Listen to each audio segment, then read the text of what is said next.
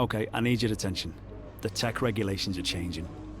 There's a risk some of our hard work will be undone, so we need to mitigate it.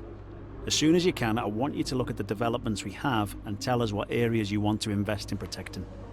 Hello everyone and welcome back to my F1 2021 My Team Career Mode for the Japanese Grand Prix in Season 3. This is the third to last race of the season, getting it very exciting. The top four in the championship separated by 21 points. We are in the lead, 14 points ahead of both Verstappen and Button, who are sharing second place. Sergio Perez a further 7 points behind them.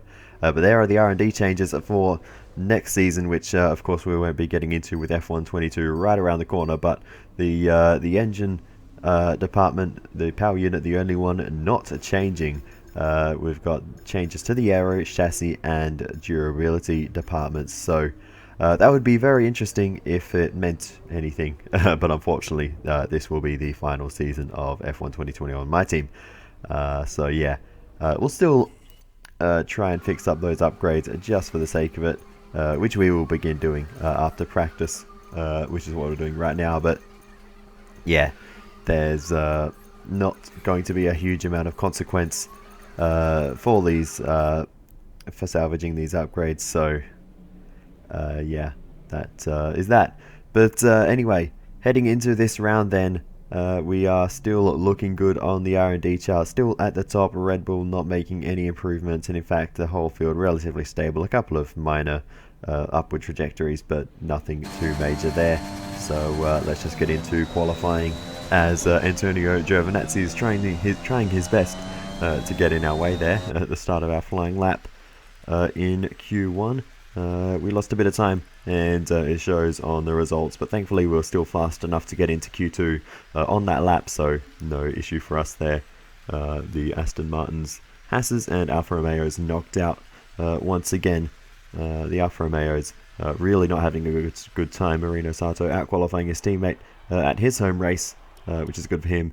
Q2 we skipped past the screen there a little bit quickly, but we did get through with a relatively decent enough time, but still way off our teammates. So we have some work to do in this final round of qualifying, and with Sergio Perez in our sights, I decided it might be best for me to follow someone, and usually that helps me sort of focus in and get a clean lap in. So that's what I'm doing here. A little bit wayward through Spoon, and that's going to cost us a bit of time, but the lap's been okay up until this point, so hopefully we can keep this last sector clean and set a decent enough lap time. We will have another flyer to do at the end of the session, so we'll see how that goes. But anyway, into the Casio triangle then, and out the other side.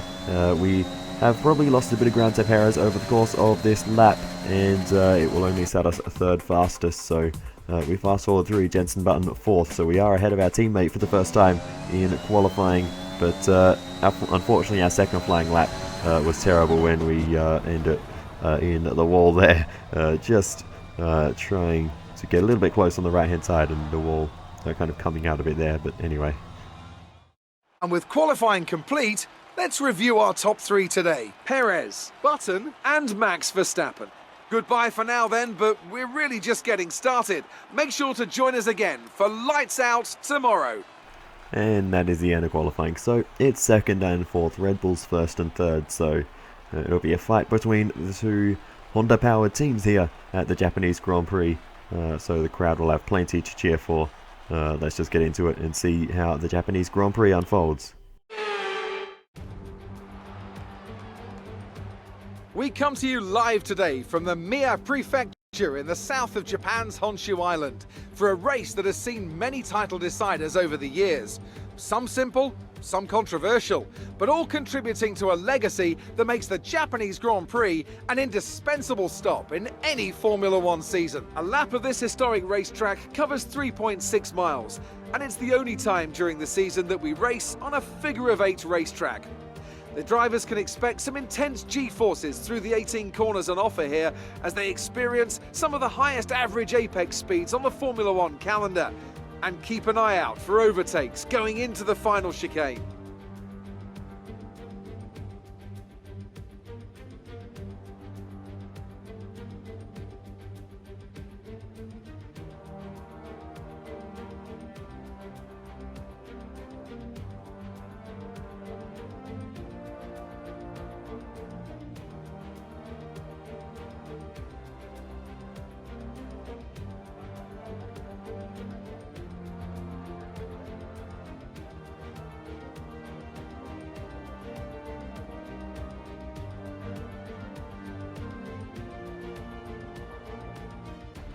It's time to see how our drivers are stacking up after yesterday's exciting qualifying session. Sergio Perez will lead us away from pole position, and it's Jenson Button alongside. Looking at the rest of today's grid, we have Verstappen, the scientist, Carlos Sainz, and Norris, Leclerc, Ricciardo, Fernando Alonso, and Nikita Mazepin, Gasly, Russell, Lewis Hamilton. They'll be starting further back after an earlier grid penalty, and Latifi, Giovinazzi, Stroll, Valtteri Bottas, and Mick Schumacher, Joe, Ocon. They've taken a grid penalty, Matsushita, and Marino Sato. And with preparations almost complete, let's head down to the track. This is our engine supplier's home Grand Prix. Let's give them a race worth watching. Alrighty then, this is Red Bull's chance to capitalise. They're starting first and third. They have a good chance of outscoring us in this round. We need to make the most of a good start if we can get one. But the strategy will be softs to mediums. We'll switch it up to hards if the tyre temperatures look like they're going to be an issue, as they always tend to be around this circuit. Everyone around us though is starting on the softs, so no real concerns there.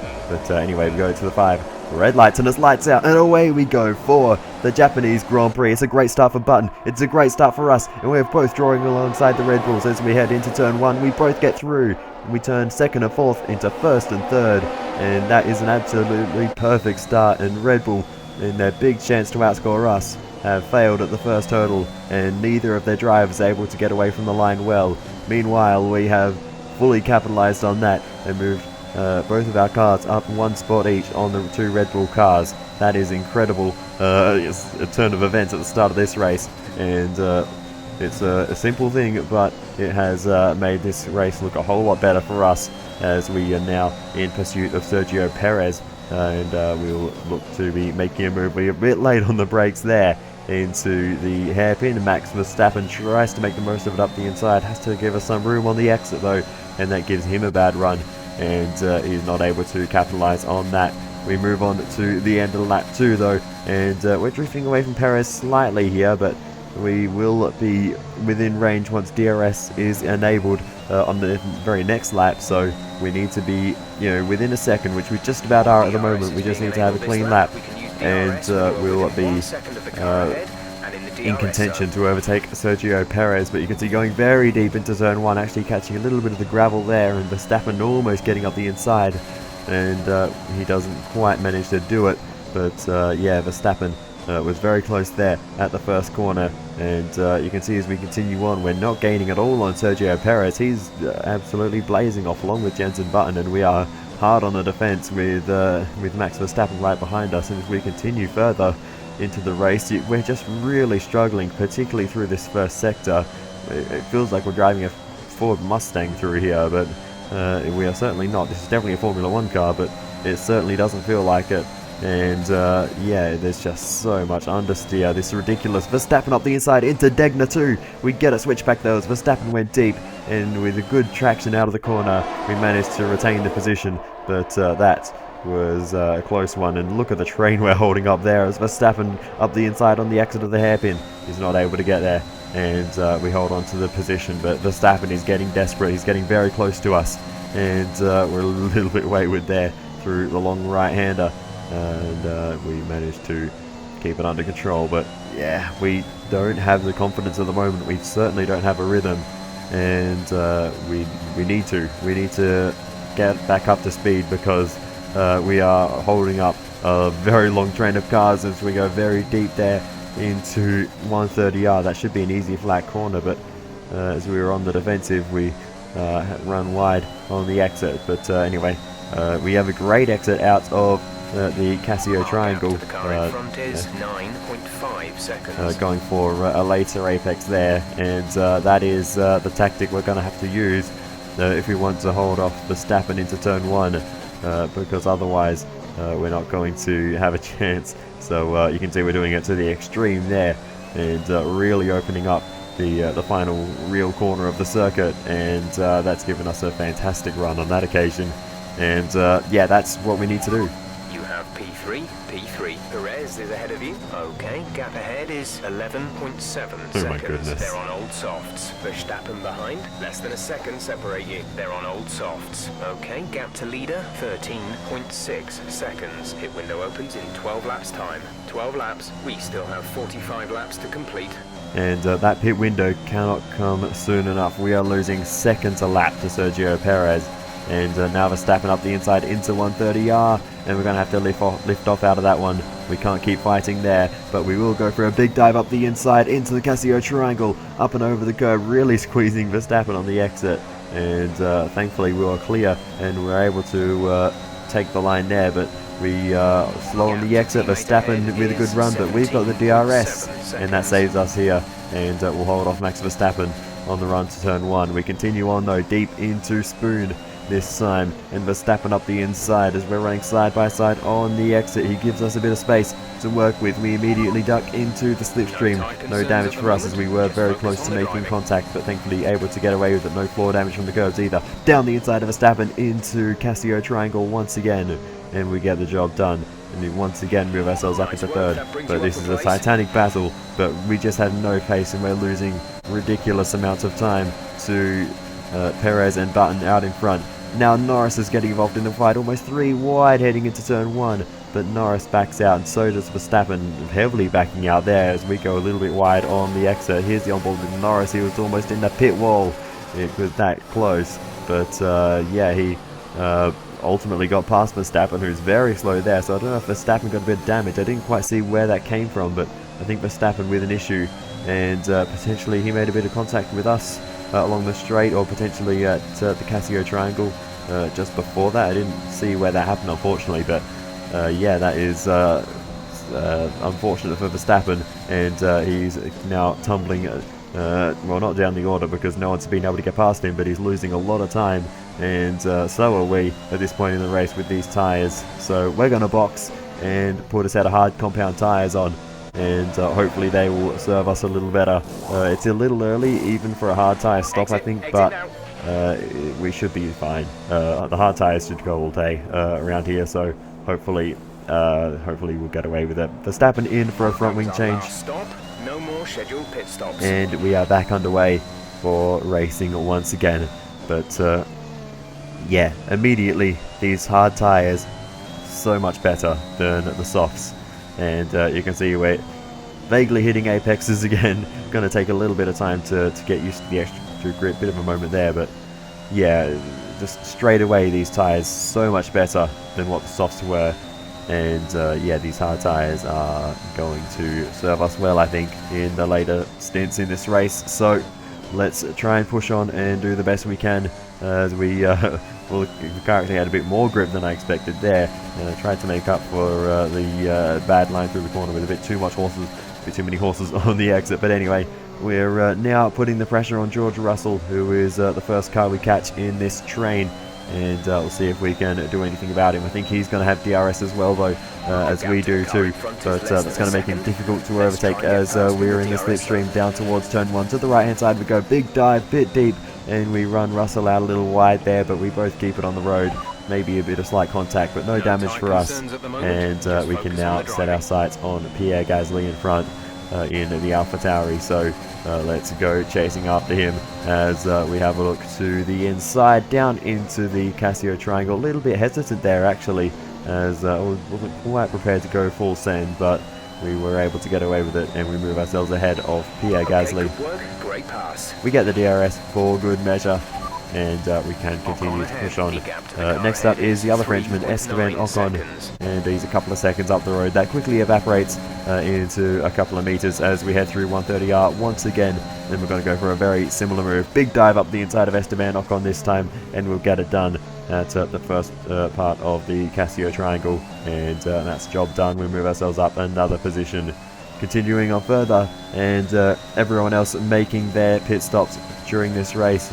Almost everyone on a one-stop, I think, in this race, except for Verstappen, who brought the soft tyres on after that first stop where he changed his front wing. Gap to car in front is 25.7 seconds. And wow, Perez 25 seconds up the road, but we're up into third place once again after everyone has made their stops. So These hard tyres are clearly faster than what Lando Norris was doing on his laps on the soft compound tyre rather. So yeah, the hard tyres work very well for us at the start of the stint, but you can see now things are not going so well. We've been a bit wayward at the start of this lap, and now we're going to be under pressure from Lando Norris, who's closed the gap on his medium compound tyres. We'll go deep into the first Degner. Norris up the inside. Norris through, too deep though.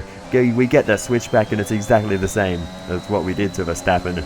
Norris just getting too excited into Degner 2 about making the move, and he just ran too deep, and we get the job done. Bit of wheel spin for us on the exit there of the hairpin, but thankfully we're able to hold on. Norris not able to capitalise on that, and we keep the position for a little bit longer.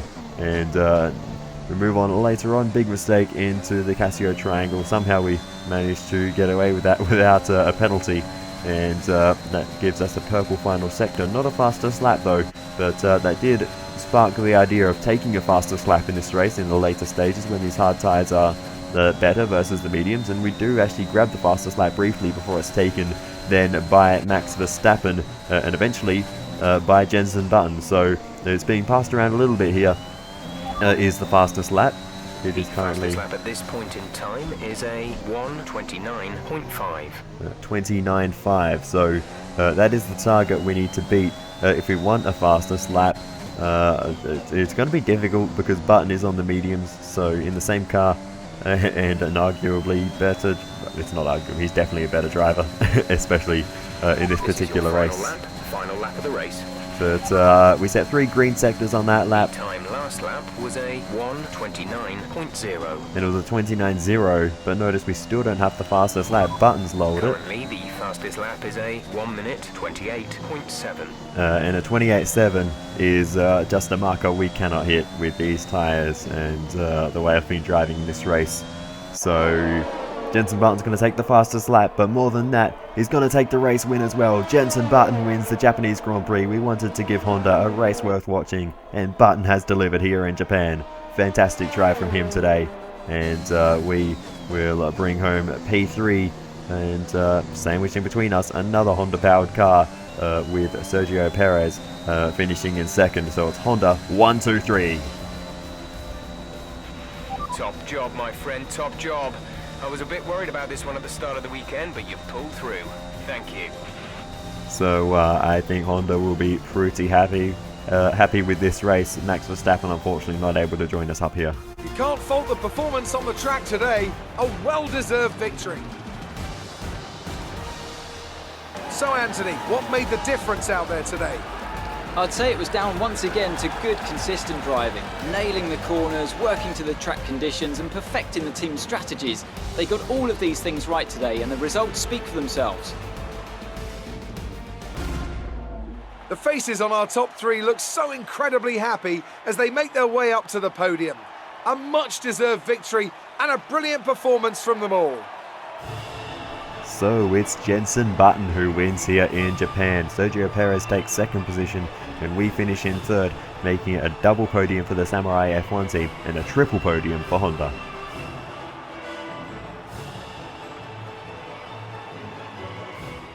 This result narrows the gap between our championship leader and the rest of the standings. So, Anthony Davidson, who would you rank as your driver of the day? Let's give it to Esteban Ocon.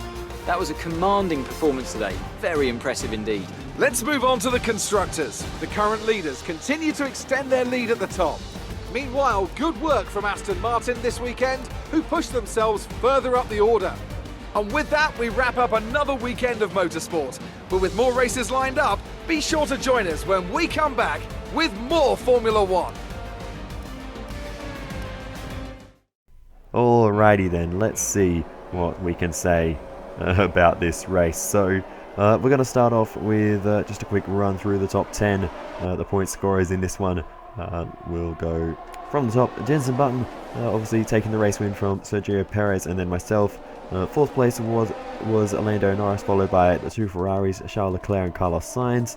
It's kind of been the maximum they can achieve as sort of, mid-points. Fernando Alonso, great job in 7th position ahead of Daniel Ricciardo. Lewis Hamilton, Max Verstappen recovering to the top 10 after that early contact sent him down the order. So great job for Verstappen to get something out of this race, but that's going to have a significant impact on his Drivers' Championship. As for the Team's Championship, we are now 43 points ahead of Red Bull. Not much else to say there. No one else really in the fight. But to the Drivers' Championship then, we'll have a look at the points gaps. We are now still in the lead, but only 3 points ahead of Jenson Button. So things getting very, very close there. Sergio Perez moving himself up into third position with that result. And he's now 18 points adrift of us. So gaining a couple of points. Remember, he was 21 points behind at the start of this round. Max Verstappen sits fourth, 28 points away from the ultimate number. So he's still in the fight, but he'll need to win in Mexico if he wants any chance of taking the fight to the final round. If he loses to either myself or Jenson Button, he'll mathematically be out of the fight. Sergio Perez, it's not quite as close with, but yeah, Verstappen, he needs a good result or he won't be in contention come the final round in Brazil. So yeah, we've got the Mexican Grand Prix coming up next, home race for Sergio Perez, so he'll be looking for a strong result there. And the Red Bull's always always a strong package in Mexico, so who knows, it could be their round in Mexico. We'll have to see how that plays out when we get there. But yeah, that pretty much wraps up everything that happened in this race. Pretty frustrating for me actually, because we had great pace at the end. We had the pace to match it with Perez and Button at the end of that race, but the soft tyre stint was horrible. Anyway, let's get into the interviews. Great work out there today. Let's have your thoughts. How do you feel after your teammates' victory? Are you happy for them, or do you wish it were you? I mean, of course I wish it was me, but if any other driver on the grid was going to win, of course I want it to be my teammate. A podium finish for your teammate. Will you be celebrating with them tonight? Oh, of course. It's a double podium for us, so yeah, there will be major celebrations back in the factory and here tonight as well. We'll be getting pizza, I'm sure. So yeah, it'll be good times all around. Yeah. What was your teammate's secret to success today? Probably the tyre management, honestly. We had horrible pace on the soft tyres, and I couldn't get my head around them, so yeah. The regulation changes for next season have been announced. How is your team going to cope with the transition? Oh, we've already, started looking into things, and it's going to be easy. Because Appreciate your time. we're not racing next season. Anyway. Yeah. Back to HQ then. How do you want us to deal with this? And we immediately are slapped in the face with a department event. So, let's see what this is all about. So it seems we can invest in some software that will magically give us 750 resource points.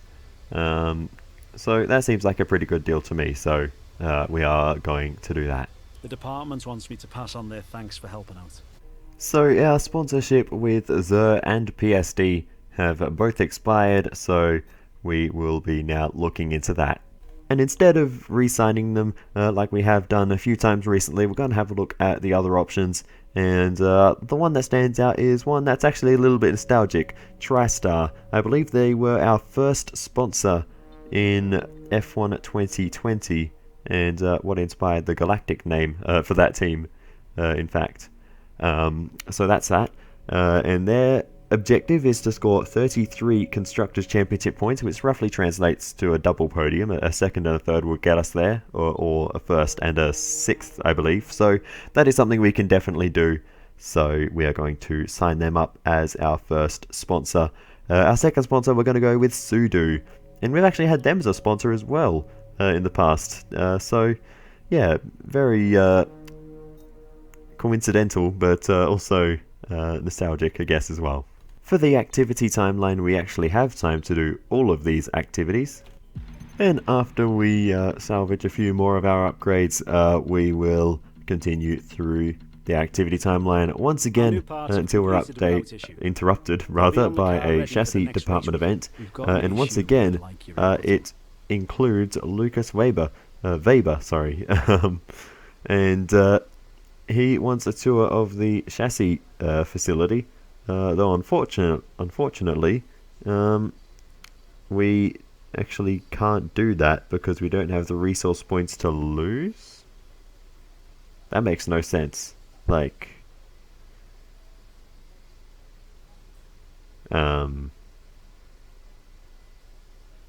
you can't lose progress you've already made. Anyway, whatever the point is, we can't afford that one, and we only have one option. I really want to do something with Lucas Weber, but the odds are against us, it seems, and for whatever reason, we can just never get him involved in any of our department events. Oh, and now we've got a personnel department event, just lovely. Everything's nice and busy here at the factory, everyone working hard, and causing lots of events. But anyway, now we have a choice, and without even reading it, I know what I'm choosing. Look at that focus boost for Jensen Button. 3 little up arrows there. We need that. Obviously, Button's already smashing it, but this is huge. That, I think those 3 up arrows is a plus 10 boost to focus. He was already on, I think, 87 focus, so that could put him up to 97 on the focus stat. And there it is. He is almost maximum stats. I really want to get him to 100 by the end of the season. That would be amazing. I don't know if it's possible, but I really want it to happen. That is just crazy. He is going to be unbelievably fast. 100 in all the stats. That's basically like perfect driving, perfect overtakes, no mistakes, maximum resource points in practice, and near maximum focus as well to make the most of those stats. That is crazy. That is insane. I mean, look at the focus of some of the other drivers. A lot of them are in the sad range of focus. So yeah, it really shows how important it is to keep your driver happy, and the difference it can make by doing those department events and activities that boost their focus. It can really increase that stat. So yeah, it's something we've really been focusing, and yeah, it is going to be paying off. But anyway, yeah, other than that, then I don't think there is too much else left to cover for this one. So yeah, I mean, just looking at this, I'm getting distracted. But like, a lot of the free agents on this screen have better focus than the current drivers, like all the F2 drivers, because their focus stat hasn't been touched, basically. A lot of them are in the very happy range, and while a lot of the current drivers are feeling pretty average about things, it seems. But anyway, that is going to do it for this one. So like I was saying, thank you so much for watching all the way to the end.